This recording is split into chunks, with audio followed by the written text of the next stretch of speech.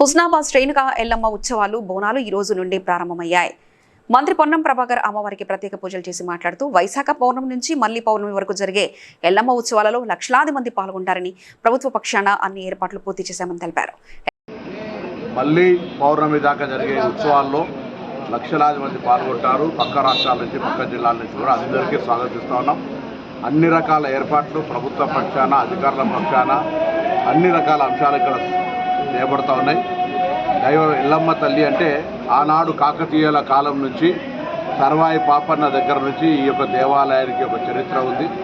ఈ చరిత్ర గల మహిమ గల ఎల్లవ్వ తల్లి కొంగు బంగారంగా కోరిన కోరికలు ఇచ్చేటువంటి ఎల్లవ్వ తల్లిని అందరూ వచ్చి దర్శించుకోవాల్సిందే విజ్ఞప్తి చేస్తాం. నిర్వాహకులు ఉత్సవ కమిటీ కానీ అధికారులు కానీ అందరూ కూడా అన్ని రకాల అంశాల లోపల ఎక్కడ ఇబ్బంది లేకుండా భక్తులకు చర్యలు తీసుకుంటా ఉన్నారు.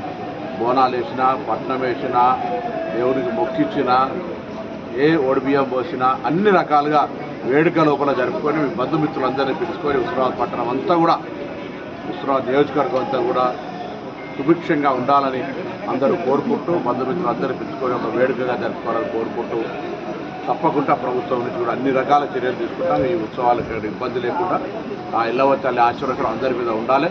మహిమ కలిగిన ఎల్లవ్వ హుస్నాబాద్ ఎల్లవ్వ ఆ ఎల్లవ్వ ఆశీర్వాదం అందరి మీద ఉండాలని భగవంతుడు ప్రార్థిస్తున్నాం.